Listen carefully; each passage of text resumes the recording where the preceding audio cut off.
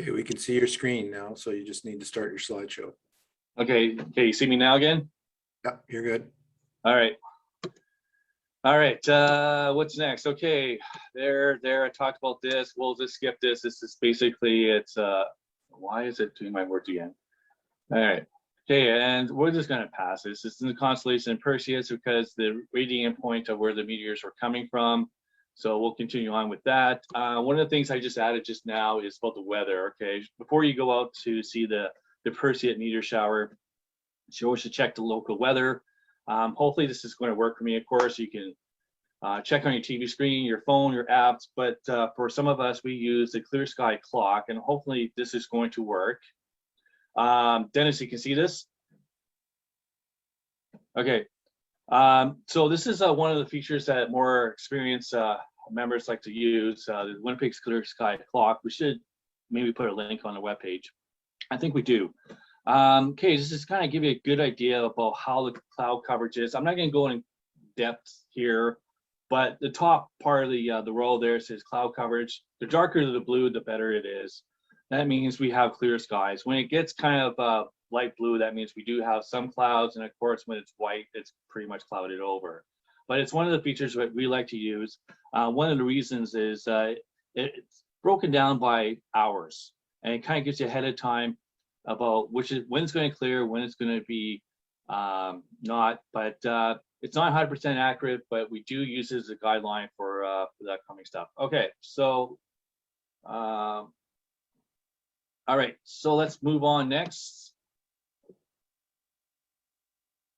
And am I here? Okay, how to watch it. Okay, one thing nice about this Perseid meteor shower, especially for beginners, no special equipment or knowledge of the constellation and about it. Of course, you do have to find a location, a dark site, get away from the city, please. And of course, astronomy is about looking up. And that's one of the nice things about it. And all you really need is your eyes, just your eyes, just to observe the meteor shower. Okay, so where is the Perseid constellation? It's quite easy. I had it set for the morning of August the 12th. It starts to rise in the northeastern sky, just above the horizon. So using this here, I have Solarium, just a little a map here of the constellation here. So you can see, looking towards the northeast, we have the Perseid meteor shower here. It's right under Cassiopeia. That's one of the easier constellations that you're able to find. It looks like a W. So right below it is your constellation Perseus. Okay, now some of you have always been asking me, what about dark sky's location? Where can we go? Well, first, let's find a nice wide open sky. Of course, we don't have no moon, but I think tonight we do have a bit of a moon, 13%, I believe. Dark skies, yes, no moon, and please get away from the city. Possible locations, of course, Glenlee Observatory. I might be there tonight if it's not cloudy. Parks, Ocomic Marsh, Birds Hill, Winnipeg Beach would be another thing, or camping sites. If you have to be camping out there, perfect, because you're in a perfect spot to be in. Okay, now of course you have to dress for the weather. Because you're not moving around, you should wear warmer clothes than you normally do. Please don't wear shirts, short sleeves, shorts, because you're not moving around and most likely you're going to start getting cold. So please wear warmer clothes than you normally do. A lot of us have experience, so even in the fall we start wearing our winter clothes. So because we're just going to be just lying around there, sitting out there observing. Of course, bring a beverage. That'll be kind of nice. Glenlee does have coffee and tea out there. So bring a beverage to enjoy it. And of course, be comfortable when looking up. Bring a blanket, bring reclining chairs, bring pillows, whatever it makes you comfortable, please bring it, because you can be sitting there for a long time. All right, observing. So you got your site. Please allow at least 1 hour before observing. And of course, let your eyes adjust to the dark, at least 20 minutes. For the more experienced members, we like to, give a little longer time. I know one astronomer I read where I think he puts himself in a dark room for 1 hour before he does any observing. So that's pretty extreme. But anyways, and of course, when you're out there, bring a red light. It'll help with your light adaptation. So don't use the white light, and try to avoid using your phones if you can. But of course, the red light will help you because you'll see a lot more in the dark with your eyes adapted to the dark. And of course, pick a spot, and just look at it. Maybe scan around a little bit, but it has happened where you're looking at one part of the sky and then a nice bright one just shoots by and you missed it. But anyways, it's a waiting game. So please give yourself time. The longer you wait, the more you observe. All right. I think I said this. Okay. Now, this is a picture I took 2016, as it stated here. It's August the 12th. I think it was a Thursday, I believe I was out. And I had Friday off, which was really nice. So this is, I think it was the start of the meteor shower. Now, I don't know if you noticed this, but over here, you kind of see there is the Big Dipper.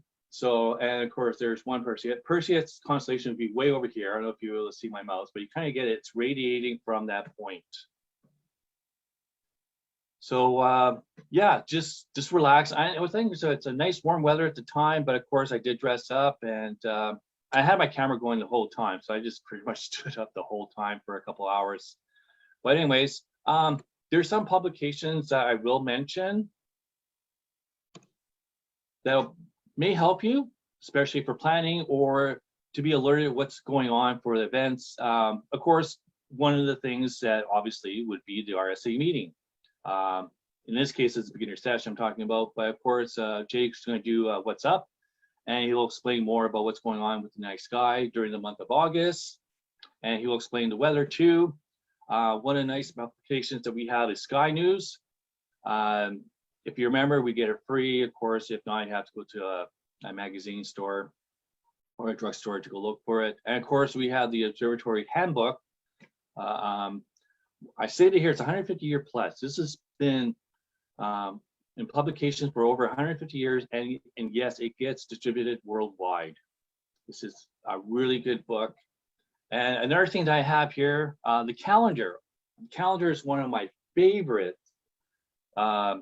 publications that I use all the time, because at a glance, I can see the days of the week.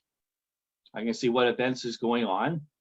And I can see the phases of the moon, when it sets, when it rises. And it's a great calendar that I use. I have it right next to my desktop right here. So every time I wake up, I can see what phases of the moon and when the meteor shower Perseid is happening. I can always plan it out. So again, this is a great calendar that we have for members, or you can go online to the National and you can order your calendar there. We're doing on time. Okay. What do we have next? Okay, now one of the things you have to consider, of course, even though it did peak last night or so, you gotta remember it's till August the 24th, from July the 17th to August the 24th. Of course, once you consider of watching it during the pre-dawn of August 11th, August the 12th, and August the 13th. So tonight you still have time to watch it, and even tomorrow during Members Night. You do have time to observe it. So I don't know what the weather is like for tonight. We'll find out from Jay what it's like. Of course, why don't you bring some friends? It's better to bring some friends, family, or observe in groups. That's one of the nicest things. I think you will really enjoy it, and by yourself. Also, too, the power of observation. The more you look, the more you practice observing, the better you become. The more details that you'll see. That includes looking through your telescope, your binoculars, whatever it happens to be. You tend to get better the more you observe. Now, there's other things you should consider. And I kind of noticed this too from members. Yeah, don't watch from the city. And I swear to God, I think a couple nights ago, I saw a couple just outside on the highway, just drove off the highway and start, I guess, watching the meteor shower, I guess. Please don't do that. That's probably one of the unsafe things you can possibly do. Do not just drive off to the side and look at it, because you got traffic coming, headlights. So please don't do that. That's be safe, find a park, go to Glen Lee, you know, then you'll be safe there. So I think that's it. That's all I have. I think I kind of raced through all this, but anyways, I do have some. Does anyone have any questions or for the meteor shower? Anything?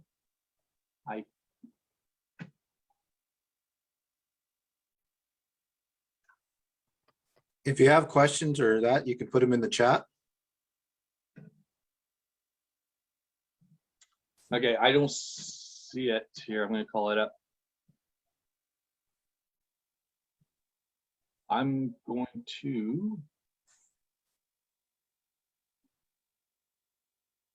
So Dennis, do you see there's any questions or anything? There are none. Okay. Anyways, happy Friday 13th. Hope the rest of the meeting goes well. I think that's it. That's all I want to cover for observing the Perseid meteor shower. Thank you, everyone. Okay, Brian, if you can stop sharing your screen, please. There we go. Excellent. All right. So welcome, everyone. I'm just going to start sharing my screen.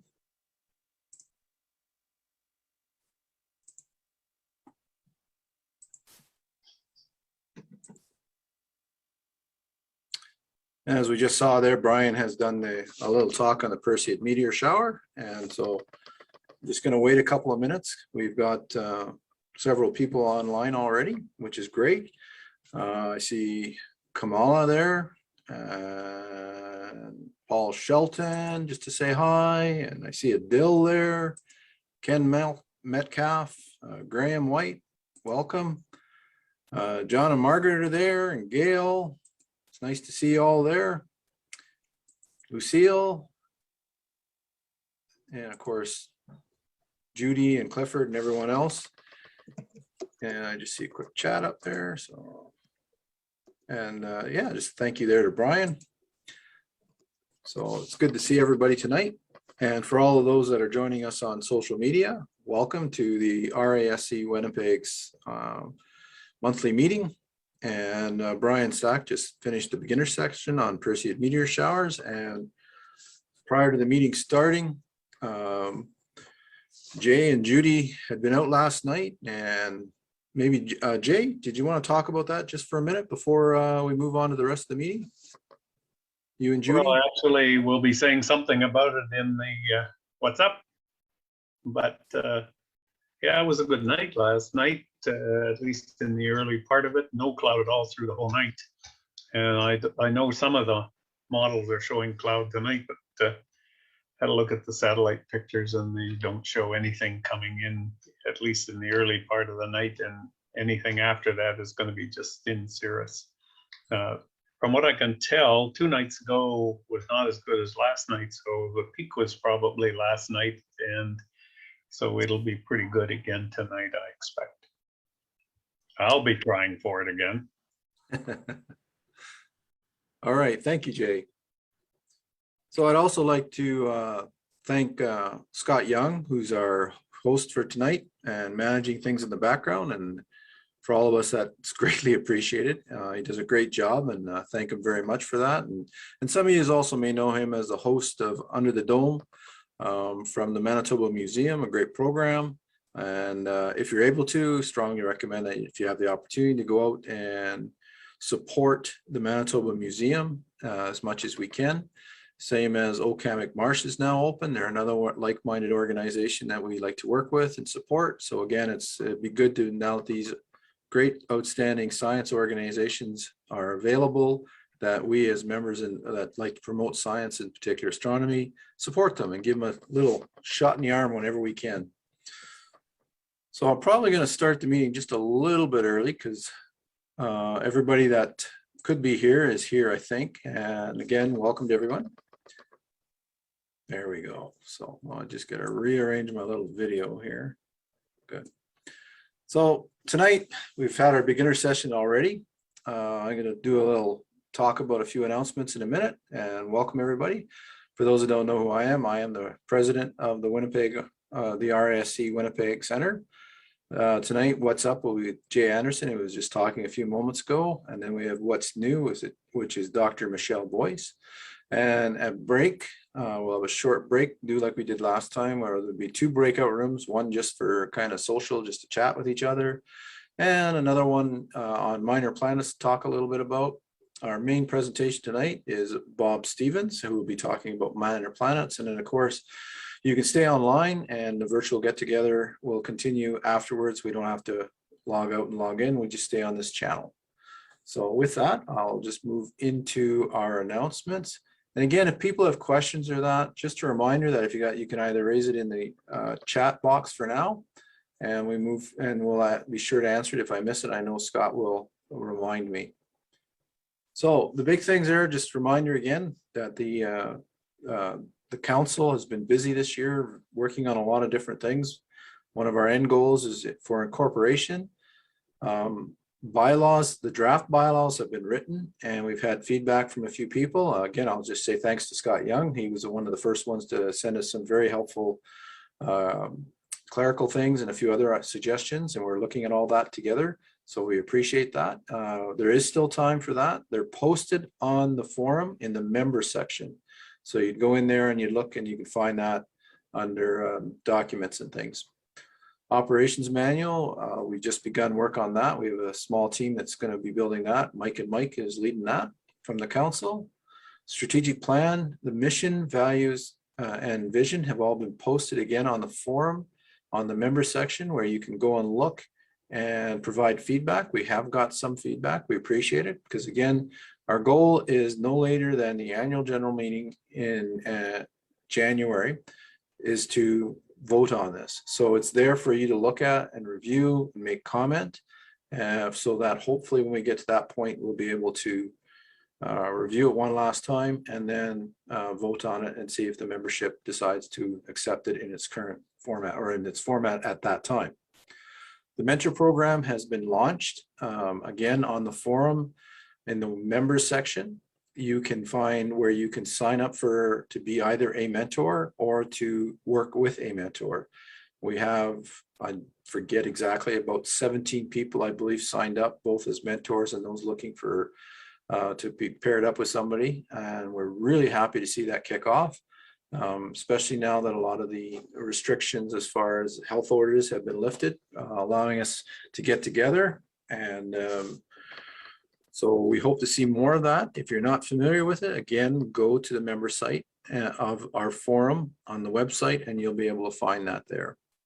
Light pollution abatement work, we're hoping to get started again with NCC this fall, probably next month, I'm thinking. And again, that's another beautiful dark sky preserve that we hope to get recognized in the province of Manitoba. The youth outreach camp, the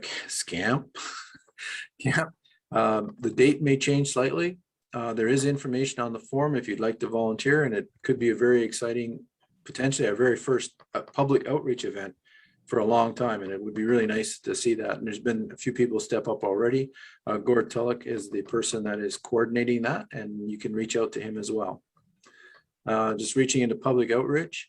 The restrictions with them being lifted the way they are, we are open to potentially starting public outreach. So if somebody has one they want to start doing or organize, quite honestly, I shouldn't have said that. Last weekend really was our first public outreach at Spruce Woods, where Sylvia and her team of merry astronomers, we'll just say, went out and had a great time. There are some pictures in that event on the web, and it's nice to see that, to be able to get out and actually mingle with people and talk to them. And that Glen Lee programs are going to start. I'll talk a little bit more about members night in a couple of slides. But we're hoping to be able to use Glen Lee more to get people active, work on explore the universe, other things they want to do, or just make sure we have some members events where we just come out and have a good time. Spruce Woods Star Party is a go. Sylvia and her team have arranged it. It will be out at Spruce Woods the September long weekend. The cost is $25 and you pay when you arrive and register. And there'll be more information posted as we go along. Breakout rooms, again, Judy will be hosting the Minor Planets room. And something council talked about at our last meeting is we have Spruce Woods in the fall. We are looking at a potential spring event as well. So it's in the very early stages. I will tell you, we're looking at possibly looking at St. Malo. And there's more to come on that. Nothing is hard and fast yet on that, but we just wanted to let you know that we're looking at trying to organize some more events for the membership. And I don't see any questions. Just want to put this slide up. One of the things that we are recruiting for now are 2 standing committees that will be in place for once the bylaws are fully approved, finance and a nominating committee. So if you have an interest in working on either one of these committees, please let us know at the council, any of the council members, and we will gladly put you in touch with the counselor that is the person that's going to take care of that and making sure that committee gets going. So we'd really appreciate your assistance in this, and this is a good way for the membership to join in and participate by taking on a role on one of our committees. Glenley Observatory, as we mentioned, it's officially open to all members. If you can, all members can have a warm room key. They would just, there is a deposit and they would get that from Bryan. We have several telescopes out there that can be used. If you have not seen it, it's 15 kilometers south of the south perimeter. And on the website as well, in the member section, there's details for that. Bryan Stach, if you want to know more information, you can talk to him. And at tomorrow's member night, he will be running some observatory training on how to use a dome and everything else. So if you always wanted to learn how to use that, come on out. So again, members night is tomorrow night. It's planning to start at 9:30 tomorrow. And members night is a little bit, we know people, they're new to this, may drive in with their headlights on, or when they're done, leave with their headlights on. So the purpose of it is for you to learn about working in the dark and getting used to working with your equipment with some assistance from other members of the club, as well as if you want to learn more about the dome and the other scopes that we have there. So again, we're going to start at 9:30. If you're a little nervous about starting in the dark, because it's starting to get dark around 9:30, then perhaps you should come out at 9 and just start setting your equipment up until you start becoming more familiar with it. So tomorrow night, 9:30, Bryan and myself for sure will be out there. If you want to start on your Explore the Universe certificate, absolutely, come on out and we'll walk you through. And there may still be the odd Perseid that you'll be able to see tomorrow night. And with that, I'm going to turn the meeting over to Jay Anderson for What's Up, and I will stop sharing.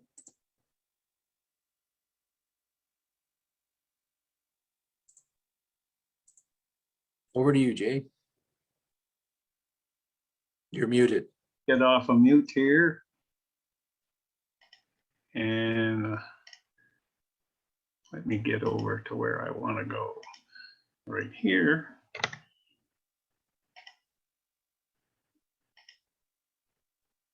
There we go. August, September 2021, beginning of dark skies. So as of about a week ago, we actually have some real darkness in the skies overnight for a half hour, 45 minutes. And I'm going to talk a little bit about the scene that's in here. I may come back to this a little later on. First of all, we'll start with the sun as we normally do. We do have a little tiny sunspot up here in the upper left corner of the sun. And as we've shown in the last few months, the level of activity is increasing more rapidly than predicted, as you can see in the graph in the lower left. In the right-hand side is a graph from spaceweather.com showing the flux of solar radiation, cosmic radiation, actually, that measured by the folks over at Space Weather who send a balloon up on a almost daily basis at various places in the US, but for this particular one from a place in California, and you can see how cosmic radiation at high levels had begun to decline. So if you're planning on any long flights, which now might be possible in a few more weeks or months, then you won't be inundated with 100 times normal normal ground level radiation. You only get radiated by 50 times as much. Got to look up in these things. The sky tonight, or last night, showing Milky Way prominent right across the sky. This is at 11 in the evening when it's decently dark. You can see in the bottom there Jupiter and Saturn. Very, very, I don't know where that came from. Very prominent. Jupiter is really like a searchlight out there in the middle of the night. And of course, with the summer, we have the summer triangle from stars Cygnus and Vega, Deneb and Vega and Altair. So those three stars kind of outline one of the major parts of the Milky Way. At our latitude, people farther south, or if you want to turn your telescopes farther south, you can get into the scutum star clouds down here and into the real goodies in Sagittarius and constellations like that. But you are looking pretty low down. There's always a penalty to be paid for that when you're doing it. What's interesting this time of year, of course, is the star clouds and the dust lanes and that stretch out. So really dark sky. If you're out to watch Perseids, you'll spend a lot of time staring at those dust lanes.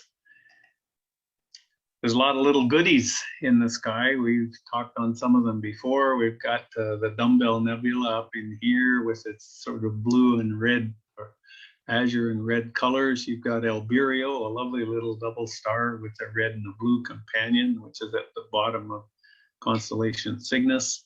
We've got the Veil Nebula. This is one part of it, which is in a dark sky, a binocular object.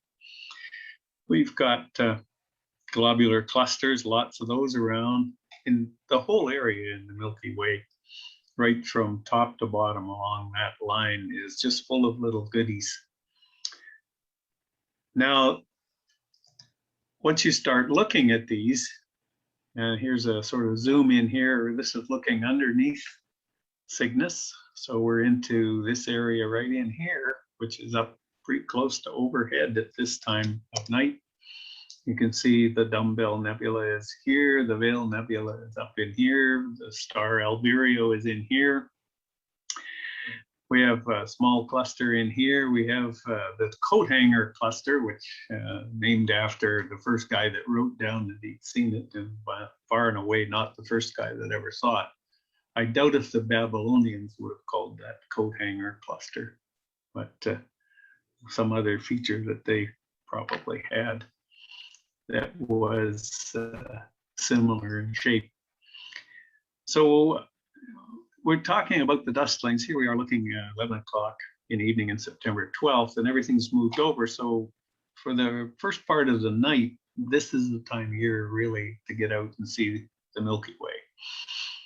Now this dust lane here is called the Great Rift, and it stretches up into Cygnus, and there's actually a dark patch here that's just south of the star Deneb, which is a borrowed name from the southern hemisphere called the coal sack.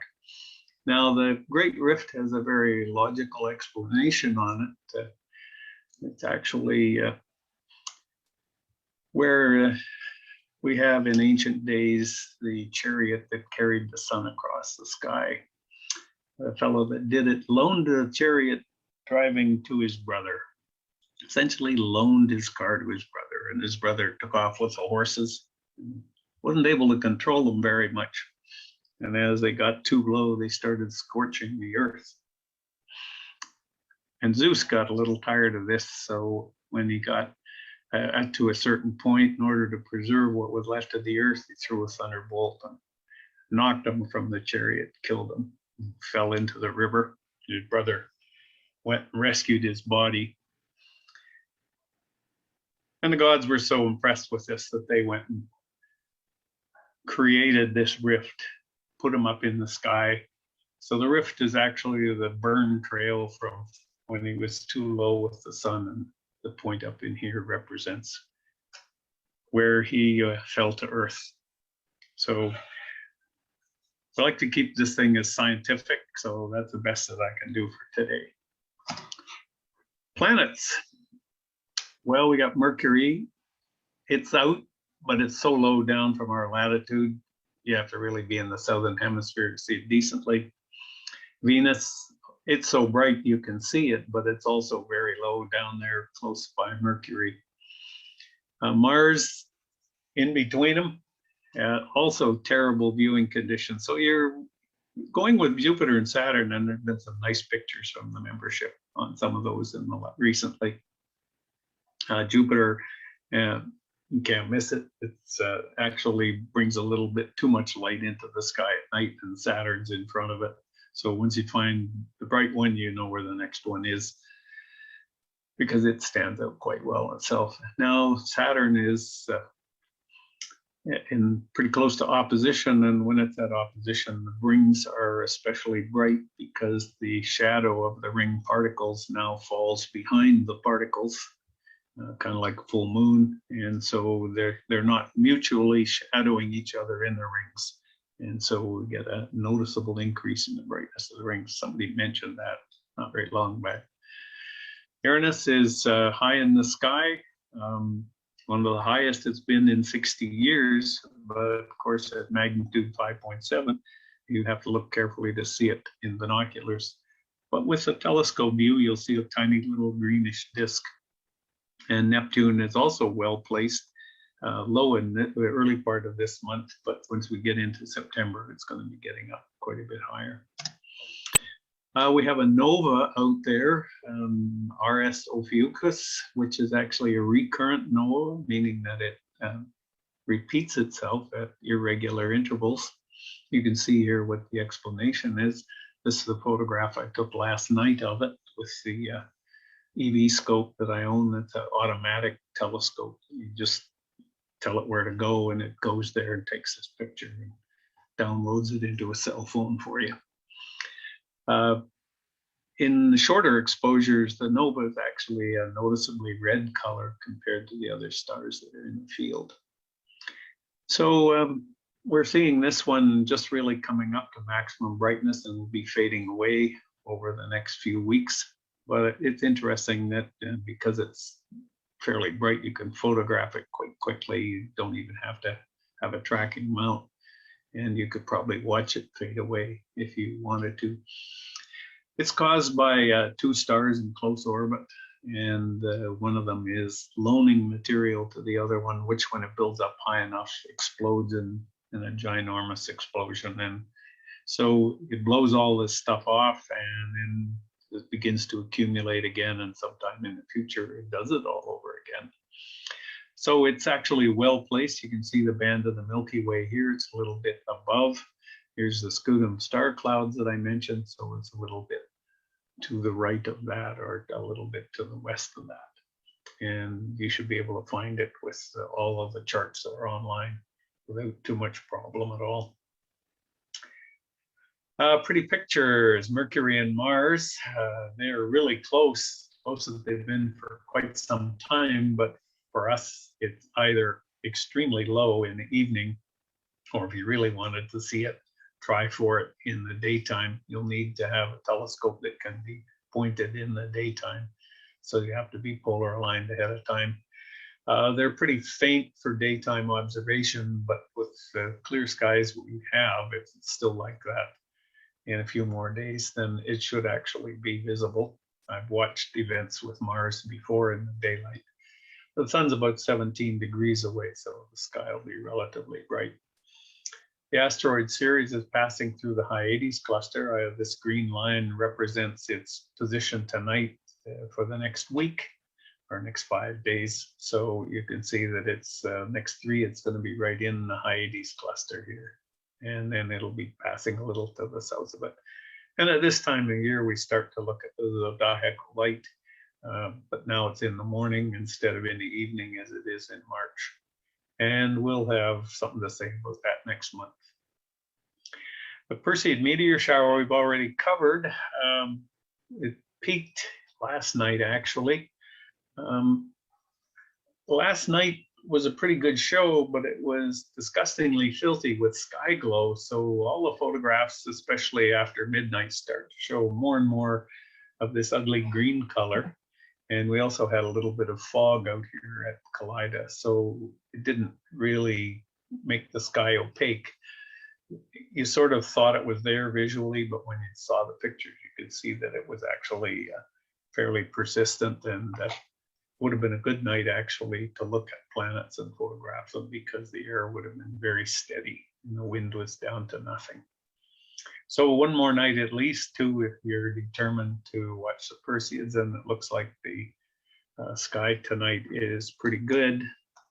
The satellite pictures here are showing Winnipeg is in here, so there's just a little bit of a cirrus band in here that might be moving through all this other cloud, is dissipating quite nicely.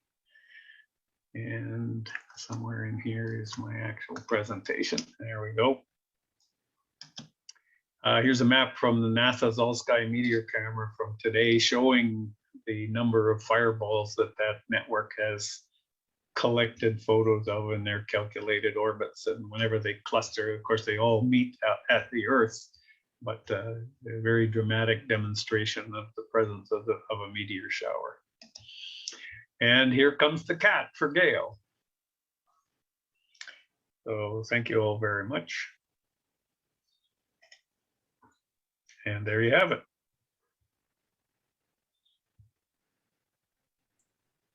Thank you very much, Jay. So, Michelle, are you ready to go? Yep, just gonna share my screen now.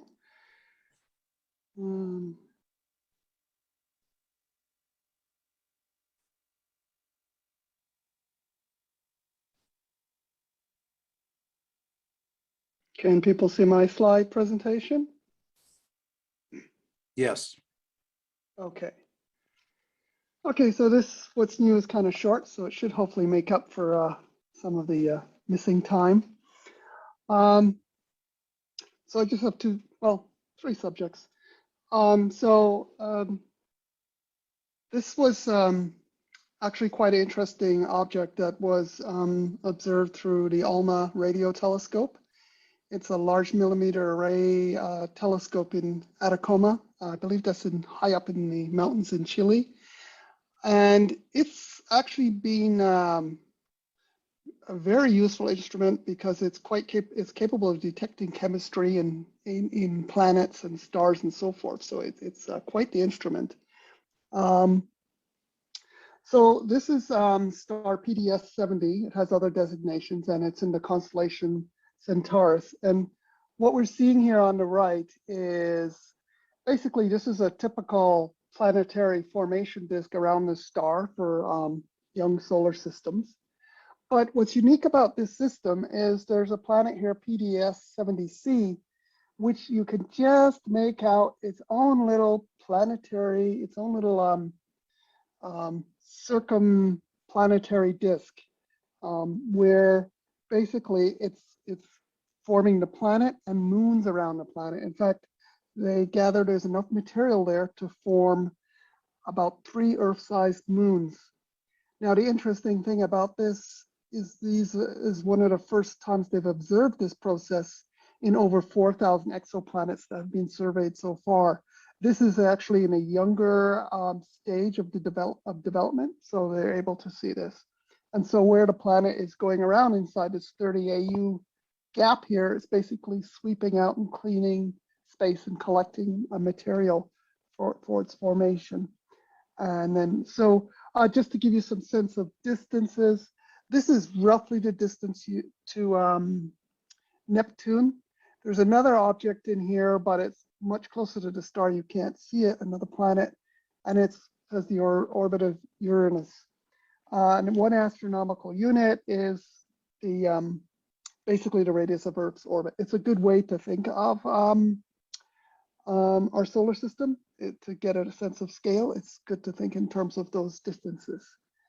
And then this thing is about 370 light years away, and 1 light year is the distance traveled by light in 1 year.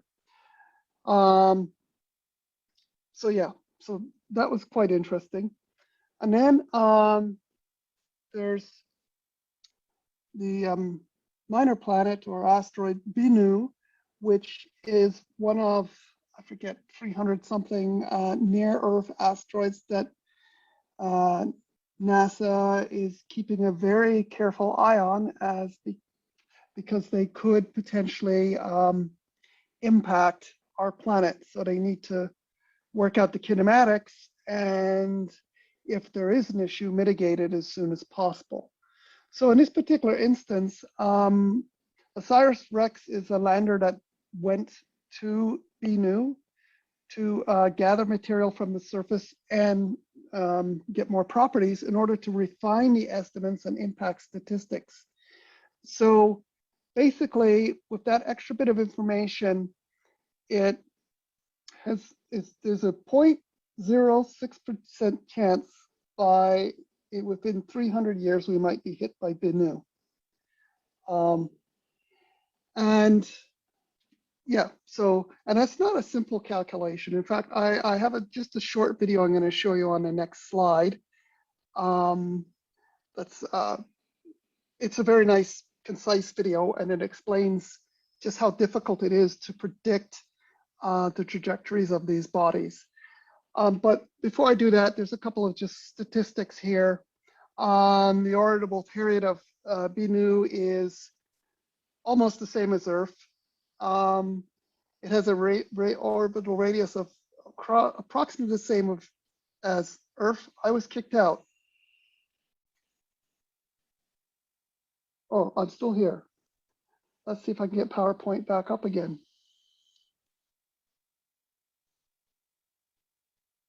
Hello, PowerPoint.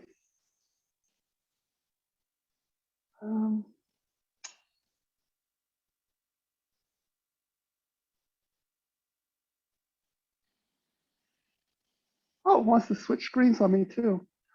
Okay, let's try this again.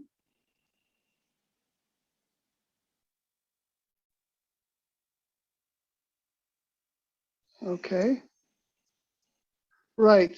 So it's basically got the same orbital parameters. Well, I'll just muddle through. It's the same orbital parameters as Earth. It's roughly half a kilometer in dimensions and about 80 million US tons in size. So I will attempt to play the video. Let's see, where is it?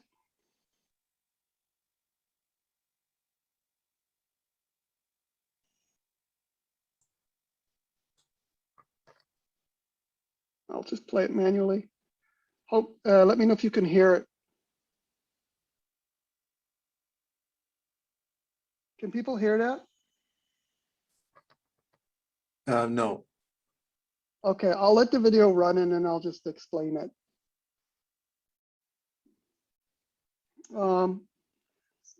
So it's showing Bennu and potential impacts.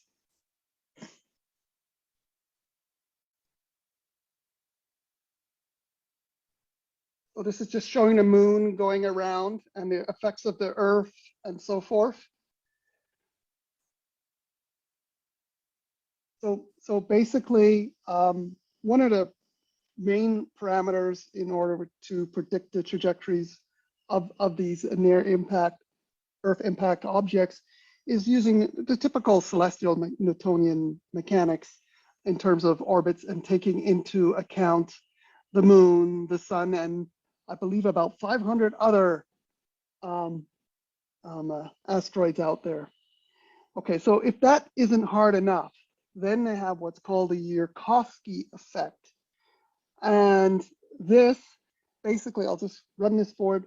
When it gets close to the sun, it starts to become comet-like and stream off particles, and that affects its trajectory. And that's what it's showing here. You can see it's heating up the day side.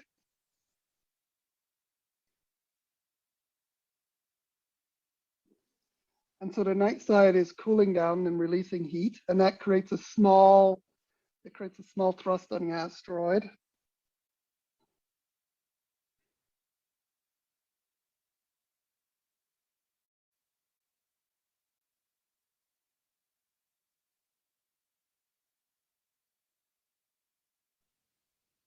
So this fanning out here is showing the uncertainty due to the Yarkovsky effect in the trajectory of the asteroid. And the reason for that is because it's very hard to predict outgassing on these objects. So they can only predict the range.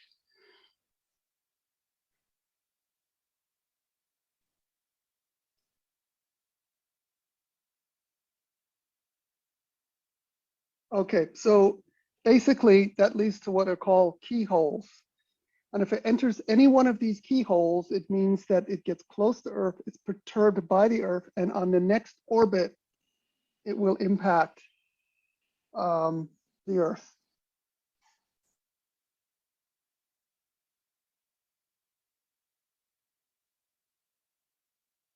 So it's showing it passing through a gravitational keyhole, and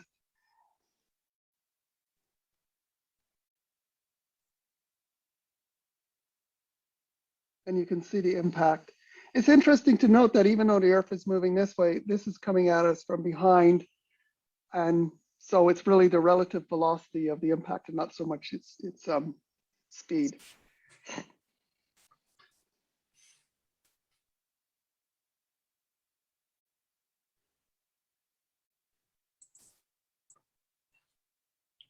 So this is the OSIRIS-REx spacecraft.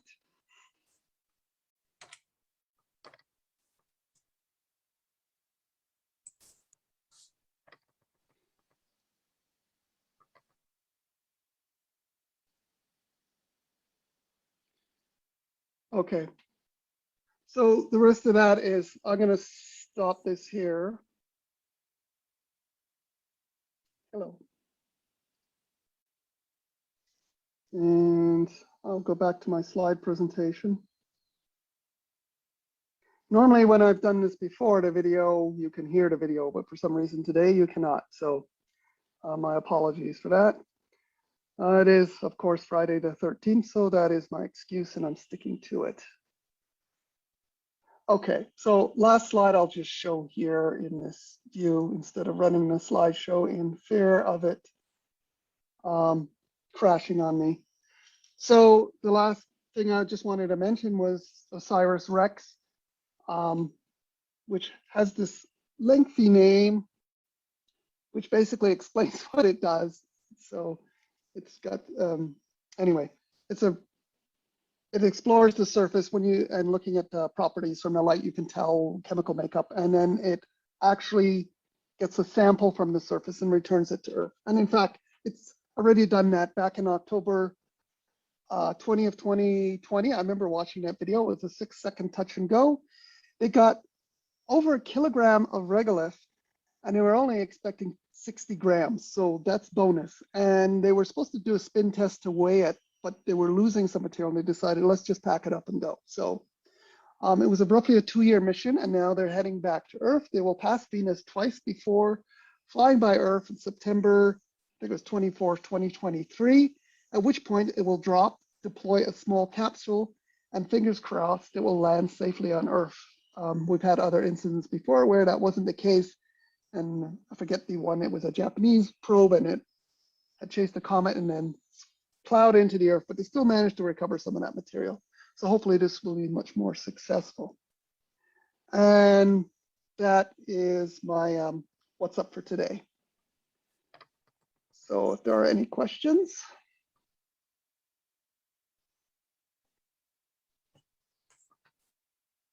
Okay, I'll stop sharing. Thanks, Michelle. Yeah. Okay, so what we'll do is we're going to go into our breakout rooms for 15 minutes and just Bob, so Bob knows you'll be starting at 8:15. So Scott, can you start the sharing rooms? It looks like I think everybody's back. So welcome back to the main meeting. I'm going to introduce our guest speaker now. Our guest speaker tonight is Bob Stevens, and he has been an amateur astronomer for over 4 decades, joining the Riverside Astronomical Society in 1974. Since 1999, when he attended the Minor Planet Amateur Professional Workshop at Lowell Observatory, he has been active in asteroid research.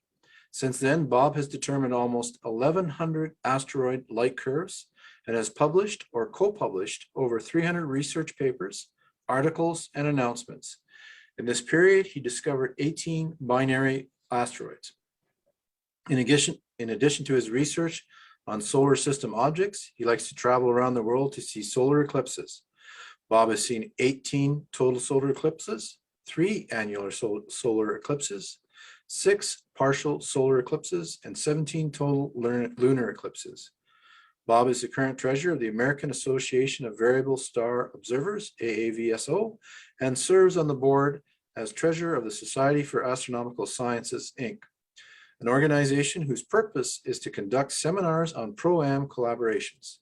In 2011, he retired from the board of directors and as a treasurer of the Riverside Telescope Makers Conference, and was past president and past treasurer of the Riverside Astronomical Society.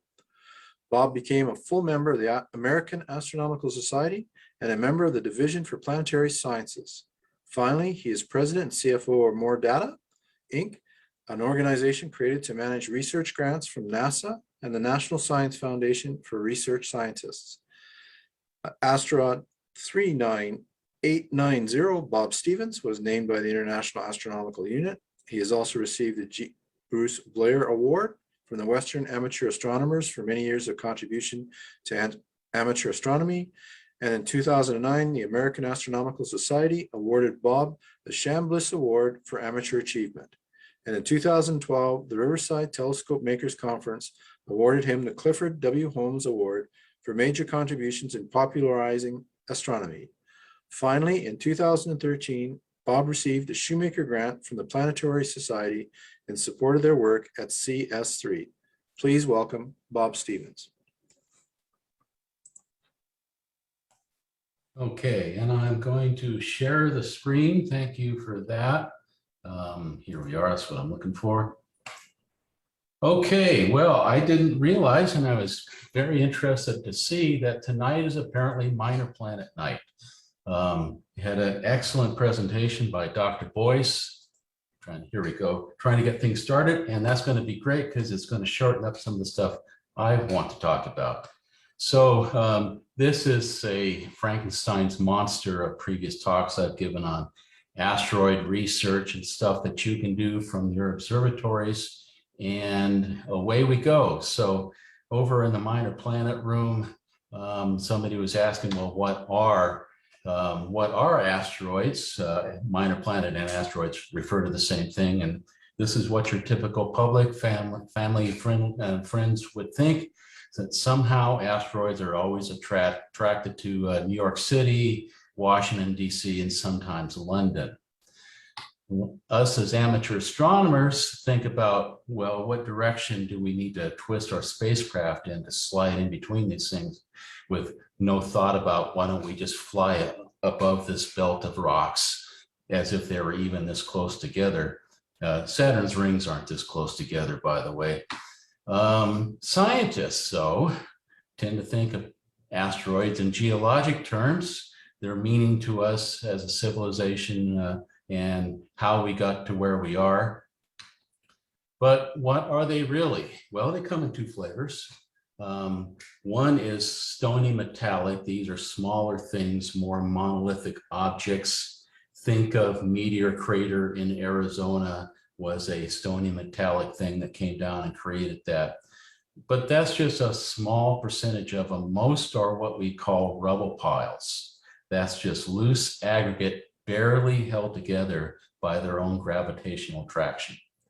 They range in size from a few meters up to hundreds of miles. In fact, the largest are 1,000 miles across, so it'd be Cirrus. Those are now known as dwarf planets, something new. And what do they look like in your telescope? If you were to show somebody, they would be like the most boring thing you would show anybody at an outreach or star party, because it's merely a dot of light scattered in and amongst a bunch of other stars, and you only know which one it is by watching it over the course of the night to watch it move. You could draw a picture, take a picture, something like that. Now, if you had access to a very large telescope on a very far away mountaintop, you could possibly resolve some of the closer, bigger ones, particularly the binary ones. But where are they in the solar system? This question came up in the Minor Planet room. Well, it's a bunch of material mostly between the orbit of Mars and Jupiter. That's the main belt. We're looking down from the pole of the solar system. The white ones are the main belt asteroids. There's also these Trojan asteroids, the ones plotted in green here. They share an orbit with Jupiter. They're actually orbiting a gravity well out there 30 degrees ahead of and behind Jupiter. And you can see the brown Hildas there. They're also affected by Jupiter's gravitational field. They're opposite Jupiter and at the Lagrange points also. And then you'll see, if you look very closely, just a scattering of a few in the inner solar system. Those are the near-Earth asteroids that can get quite interesting and even alarming at times. So looking at it through the plane of the solar system along the side, using Earth on one side of our scale and Jupiter on the other, you can see the main belt is plotted there in orange and yellow and red, and it's been broken up. You see those gaps. Those are the Kirkwood gaps. That's Jupiter's gravitational resonance causing those gaps and scattering the asteroids out of those narrow gaps, the Kirkwood gaps. You'll also notice the Hungarias are on the very inner portion of the main belt. Jupiter and Mars basically scattered everything else and just left the Hungarias in place. And then you'll see the Hildas are out at 4 AU, and AU is the average distance between the Earth and the Sun. And the Trojans, again, share the orbit with Jupiter. So that's just kind of where things are out there. And Dr. Boyce gave us a great discussion of the Yorkowski effect, of how it causes asteroids to drift in their orbit. They'll drift in or out of the sun. Just to recap for 5 seconds, daytime side heats up, nighttime side then radiates the heat, giving us a little bit of a push, which over tens of years and hundreds of years will cause the asteroid to change its orbit. There's another effect that we're going to discuss later called the York effect.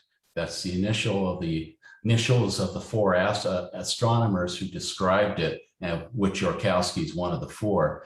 That causes the asteroid to spin up or spin down its rotational period, depending upon how it's shaped and some other things. That'll become important later in our story here.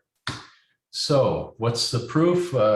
Well, besides the fact that we just measured Yorkowski effect with radar, the other proof would be just looking at the effect. This is a plot of the Hungaria asteroids, which I showed you earlier. And the green bar is the orbit of the parent asteroid, Hungaria, represented by the blue diamond down there. And this was a collisional family.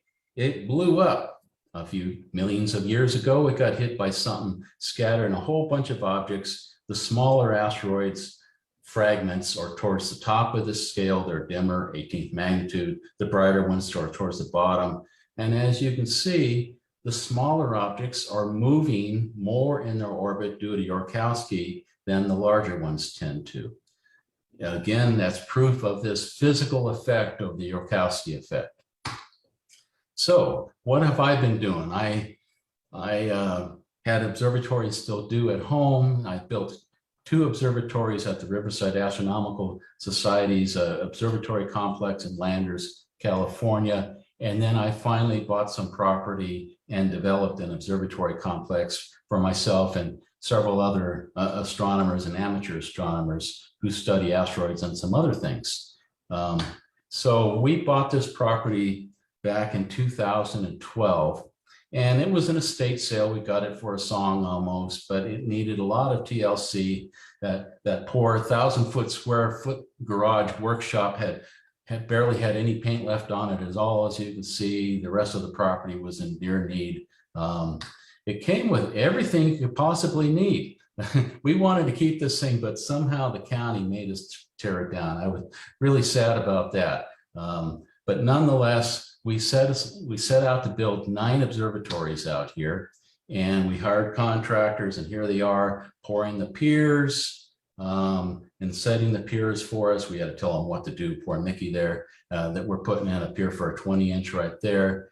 Putting in the sidewalks, best thing we ever did. Those sidewalks have gotten a lot of mileage. The first observatory shown there was mine. It's made of steel. Then we got smart and had the contractors build the rest for us out of frame and stucco. It turns out stucco is a very good building material for the desert, and that's why everything's built of stucco out there.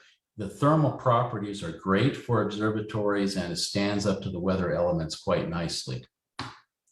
But we built all the roll-off roofs for these 9 observatories. We cut all the steel, we welded it together, and then we put it up on top ourselves. These things are fairly light, though. The base structure is now maybe 50 pounds. Then we put them in a capture system of rollers so that the roofs cannot be blown off. The winds can get up to 50 miles an hour occasionally out there. So, you know, we're not in Kansas, but we don't want our roofs blown away anyway. And the roofing material is corrugated steel. We put a lot more screws into these things than you normally would, and we've never had any problems since then. So this is the inside of a brand new completed observatory. You can see one of the 2 air conditioning systems in there. Those are important because heat is death on electronics and telescopes and computers and everything. And so we have those 2 air conditioners set a degree apart on the thermostats. Usually only one is running, and they keep the temperatures at a nice controlled environment for the computers, and so that the telescopes are thermally equalized when the roofs open in the evening. Because of all those air conditioners, we found out quickly that we needed to have more power. So we put in a solar array to help take the edge off of all the expensive electrical bills we were having. And here's the completed complex here with our 9 observatories that have 15 telescopes in them that are all robotic and remotely controlled. That's Goat Mountain on the horizon in the center there. The Riverside Astronomical Society's complex is about a mile away, right at the base of that. So between the 2 of us, we figure we've got more telescopes per capita than any other city in the United States. These are the first 2 telescopes I put in. There's a 16-inch Meade on a Mathis mount, Mathis Instruments fork mount, you know, familiar with those, and a 14 Celestron on a Paramount, and I later swapped that 14 out for a 16-inch, so there's now 2 16s in there. And you'll notice that they are set down low enough so that the roof can close no matter what position they're in. And I'll show you why in a moment. But the workhorses of this are really a bunch of Meade 14-inch LX200s that we stripped all the electronics out, replaced them with SciTech systems, and wrote custom software for and everything. So we fixed a lot of the deficiencies with software, brute force. And that's Bryan Warner in the background. He was an amateur astronomer, became a professional astronomer, and wrote all of our software for us. That's a 20-inch retrocretion. We use that for the dimmer near-Earth asteroids. And that's a 21-inch Newtonian that we're in the process of building. Somebody gave us the optics. We bought the mount for a song, and we're now trying to fix it up so it'll actually move that big amount of mass. So it's not quite online yet. And Tom Mathis, if you're familiar with Mathis Instruments and his beautiful fork mounts, he's got a plane wave 20-inch out there on his Mathis 750 mount, and it's almost online, so it'll be probably the nicest instrument out there, actually. So all this requires some infrastructure, most of it up on the roof of our garage / workroom. We have 2 microwave relay systems powering it. You know, think about it, out in the desert, you don't get fiber optics out in the sand. You are miles away from the nearest tower and you're bouncing the signal off of it. We have an all-sky camera that is telling us what's going on in the sky, because remember, we're hardly ever there. Almost all of this is run remotely from afar. We have a weather station that feeds into our network and feeds the various software so that if we have inclement weather unexpectedly, it can be used to shut down everything and do an orderly shutdown of the telescopes. The important thing that makes all of this work are internet power switches. This is a 10-bank system that has its own IP address. You can control this from a web browser, from an app on your smartphone, and more importantly, from our scripts. So each of those power sockets can be independently turned on and off. That's how we turn on the mouse, turn on the cameras, open the roofs, and do other things, and then reverse the process in the morning. Now, the roof I mentioned was important, and I mentioned that, well, we turn on the roof and it rolls open, and you can see the motor that does that. But the white box down there contains a controller system for it, which is very important. That when you think about it, your worst nightmare is if you have a power failure out in the desert and you cannot close the roof and a storm is headed your way. Suddenly you're driving in the car and driving 100 miles to your observatory so that you can manually shut the roof. Well, in this case, it requires power to hold the roof open. If the power fails, there is a backup battery that then closes the roof by itself and requiring no interaction from you. So if you lose your internet, you lose your power, you lose your eyes and everything else, you can rest assured that the roof is busy closing and it'll close over those telescopes no matter what position they happen to be in. Because we do get some monsoonal weather out there, Jay will tell you that it's nothing like Arizona and Tucson, but occasionally it creeps over the Colorado River about once a year or so. And, you know, we try not to run on those nights if there's a danger. But all of this is kept running through big battery backups. And in fact, it's usually a twin bank. So the internet will keep running for a while. And the telescopes will run for several hours if we have a power failure, and we do monitor the power signal. So all of this is controlled by our own homegrown scripting program.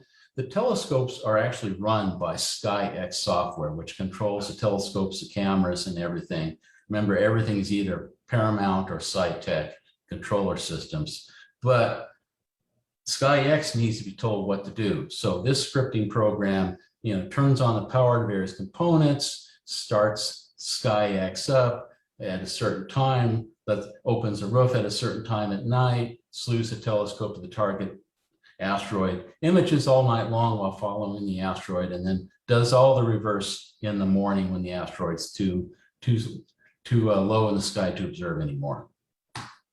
Okay, so the basics. I know there's a couple of you do some astroimaging, and I think Scott was mentioning he wants to get involved and interested in this. So what is the basics of what we're doing? What do we actually look at with these telescopes? I showed you there are just points of light. Well, the typical asteroid is shaped like a potato prototype and is rotating on its axis, the short axis as it would. And as it shows its broadside to you, it reflects more light back and it's brighter. And as it shows its small side to you, it reflects less light. So the plot on the bottom is what we call a light curve. The x-axis is time, the y-axis is brightness, and you can see it gets brighter, dimmer, typically in what we call a bimodal light curve, 2 peaks, 2 valleys for 1 rotational period. So what software do we use to do all of this? Well, Bryan conveniently wrote the asteroid photometry software that almost everybody in the field uses, even a lot of professionals, even most professionals. It's called MPO Canopus. And as you can see, he sells it for a shockingly low price. I keep telling him he has to push that up. It's the cheapest piece in the whole supply chain here. And he's written several other pieces of software that we're going to refer to in a few minutes. So what's this program? Here's a typical analysis I do in the morning when I get up. I load up an image from one of my telescopes and I go and do a plate solve on it. And that figures out exactly where the telescope was pointed. The asteroid is the one that's circled in yellow right in the middle, and the stars for the plate solver in green. Then I set up what's called a session. We need a session, one session per night per asteroid, because we're going to group some data together over several nights. So here I'm observing the asteroid 7792, and I'm going to load its orbital elements. This is important because when you think about it, the inverse square law of light says it's dimmer the further away it is from you and brighter the closer it is to you. And that means that we have to know the distance of the asteroid from the Earth and from the sun to put everything on a common scale. So there I put all that in, and I'm going to load my first image from the start of the night. And I'm going to go find 5 comparison stars that I'm going to use to compare the asteroid to. First thing I'm going to do is I'm going to bring up the orbital elements, and it's going to identify where the asteroid is again. Okay, here it is right in the center. I'm going to click on it, all right? And turned out he had a signal to noise of 62. Now I'm going to bring up 5 comparison stars. I'm going to bring up every star in the field, first of all, and then I'm going to limit it just to the ones that are near solar color, because the asteroid is solar colored. It's reflected sunlight, right? So I'm going to use this first star right there. I don't have to click on it exactly, just get close. I'm going to use that star. It's going to be number 2. And let's use this one here. It'll be number 3. And how about one over here? That'll be number 4. I like comparison stars about a magnitude brighter than my asteroid I'm studying. There's number 5. I'm going to come over here. Here's the magnitudes using the Atlas catalog of star brightness. So those are the ones, very accurate star catalog. And now I'm going to load up the last image, or at least one towards the end of the night, because I need to tell the software where the asteroid is moving and how fast. I realign it. That was comp 1. There's where the asteroid should be. There's where it is exactly. I click on it. Okay, now the software knows how to follow the asteroid through the 70 images that I got that night. So now I'm going to bring up, and I always burn the first and last image of the night, kind of like a deck of cards. And I'm going to go analyze all of them. I'm just going to hit the auto button and let it go, just follow on through. If it was a near-Earth asteroid moving really fast, I might do a plate solve on each and every image, but that takes a lot of time. So I'm just letting it skim on through. Now, I have the telescope follow the asteroid once every 20 or 25 images. And right here, I'm creeping up on a background star. The software can remove that, but not super accurately, so I'm just going to skip those. So I just skipped on over it, and then I'm going to keep on going. And whoops, okay, that's where I moved the telescope. Well, I didn't move it. I was asleep in bed. The software moved the telescope.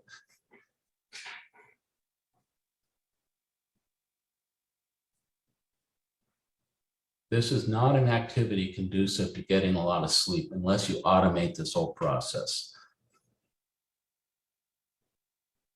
Okay, so we're on now image 60, and we're getting towards the end here.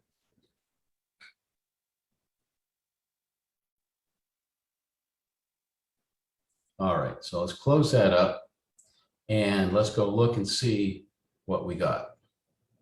Oops. Okay, click on that button. Here's the comparison stars. Star 1, that's star 5, star 1, whatever. Getting dimmer over the night as the field gets lower in the sky. Let's compare them to each other. Let's get rid of that guy right there. It's a little bit off. Not too bad, but you know. So now I click on this tab, and it says this is the asteroid to each of the comparison stars. Nice slight curve building. So the next thing to do is, now that we got our data, we need to analyze our data. So I'm going to click on this little button right here. It's got a light curve right below it. That's it. And we're going to go and see what we got. So this is going to do an analysis using a Fourier curve. You know how that math works. I'm searching from 1 hour at 10th of an hour steps up for 100 steps. Okay, I found 2 solutions here, one under 2 hours and one about 3 point something hours. Well, the 1 under 2 hours is a single modal. We're looking for 2 humps, remember, not 1. So that's not likely yet. So I'm going to now do a search for 3 hours at 100th of an hour for 800 steps. Let's do that again. Aha, there we are. We have found the period to 100th of an hour using about 5 nights worth of data. That's really cool. That's modeling the system right there. That's telling you a lot about how this asteroid interacts with the solar system and everything else. But wait, there's more. There's more that we can do in some cases. And I just, that time, just saved a copy of this light curve. And I might add more data to this and go on and clean it up a little bit, have the accuracy be a little higher. But we can see that the amplitude of the Fourier curve, that's the dark line in the middle, the average of the observations, is 0.27 magnitudes using the red band of the Atlas star catalog. Okay, so Dr. Boyce mentioned binary asteroids as something that we're interested in. And yes, indeed, as it turns out, maybe 15% or more of the asteroids in the inner portion of the solar system have a satellite. Well, how is that? We didn't even know that binary asteroids existed before 1993. In fact, there were some professional papers written before that that said, oh no, this is not possible. You'll never find one of these out there. Well, no professional should ever write a paper like that. It's just an invitation to be proven wrong. And in fact, they were shocked when they flew past 243 Ida and saw a satellite. Later in the year 2000, using radar from Arecibo and Goldstone, a radar telescope, the radar team detected a satellite going around the near-Earth asteroid 2000 DP-107. In fact, that was the first asteroid that I observed. I got on the observing campaign, and it was actually listed as a co-author on the paper. That was really cool. Of course, now you've got Hubble looking at binary asteroids and all sorts of stuff. So, you know, we got proof upon proof upon proof that these things actually do exist. But how and why do they exist? Well, remember I mentioned York. Here's a model. On the left side, we're looking down the pole. On the right side, we're looking at the equator. And as the asteroid spins up because of the York effect, it lifts stuff off the equator due to centrifugal force, which goes into orbit and can, under the right conditions, coalesce into a little moonlet. Well, just like our moon, that moonlet that will then serve as a braking effect on the asteroid and slow down its rotation. Our moon is slowing down the Earth's rotation. And tens of millions of years ago, the Earth had an 18-hour rotational period. A day was 18 hours. Now it's 24, and getting slower over time as the moon moves out in its orbit. So this is the thought as to how these things form. And as we've gotten satellites near them, we can actually see proof of some of this, of a lot of this stuff, as boulders are rolling downhill on asteroids and stuff like that.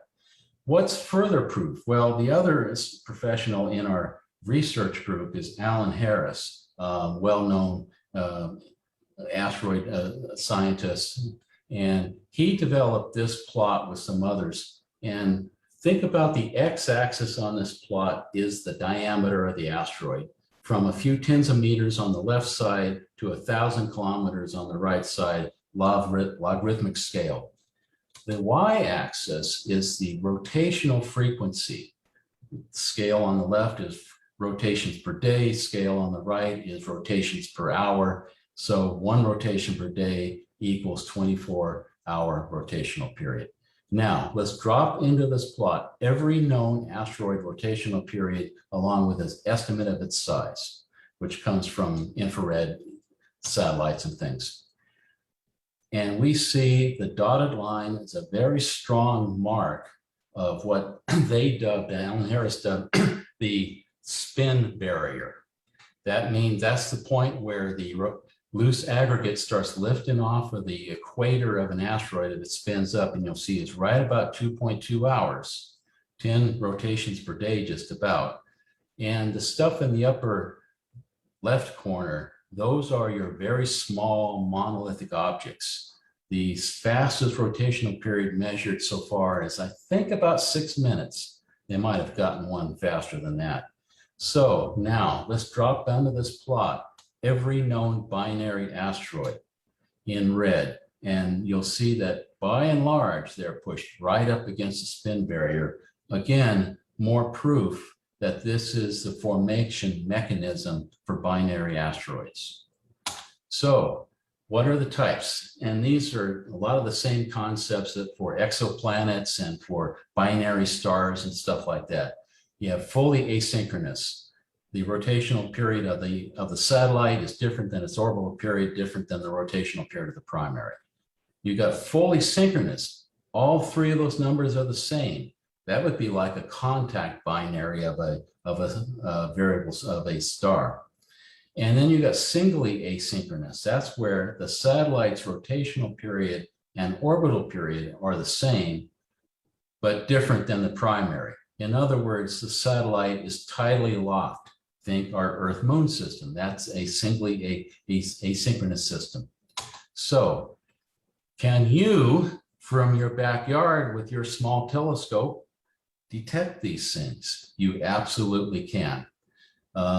You can use the Canopus software to separate the two frequencies of a binary system, finding the primary rotational period, P1 on the left here, and the secondary rotational period, P2 on the right.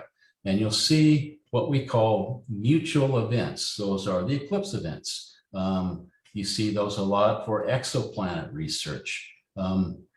If you were studying variable stars, the question would be, is that a partial or a total eclipse from the secondary? Well, you would know if the bottom was flattened, it's a total eclipse. And if the bottom is V-shaped like these are, it's a partial eclipse.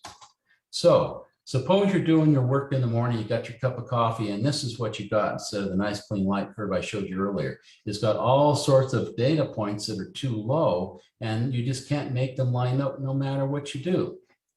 Well, then you use a different feature of the software to see if it's got two frequencies to this period and if you can subtract one from the other. So we're bringing up a window here. It's got our two parameters, and we're going to solve for both. So we got the primary period. It's certainly pretty close to, about 3 hours. So I'm going to save a representation of the Fourier line into my parameters up here, and I'm going to subtract that from the data and see if I can solve for the second period. Now, the fastest known rotational period is about 10 hours. So we're going to, 10 hours on up, we're going to search for 1/10 of an hour for 500 steps. And voila, look at this. We found a secondary period pretty nicely at about 33 hours, right in the range for a binary asteroid. Now, we need to increase the accuracy of these. This is an iterative process, meaning that we're just going to slowly creep up on a much more accurate answer. So I'm going to bounce back and forth, subtract the second period from the first period and the first period from the second period till I get the accuracy up to where I want it to be. And I'm increasing the orders of the Fourier curve. That's basically making it more accurate, shoving it down into the data more and more. So now I'm searching from 2.94 hours on up. I'm going to search for 600 steps at a thousandth of an hour. Okay. And okay, we got a pretty good primary period now, but there's still some aberrant data points out there and things. But let's see if we can get a better period 2 now. So let's say period 1 off again. Let's save off this Fourier curve into the data and subtract it from period 2, see what we can come up with. So now that we know that period 2 is about 33 hours, we're going to search for a range about 33 hours. We're going to search at 1/100th of an hour for 100 steps. We're going to search from 33 to 34 hours. That's looking pretty good now. And I'm going to stop this here. We would go back and forth several more times to increase that accuracy up.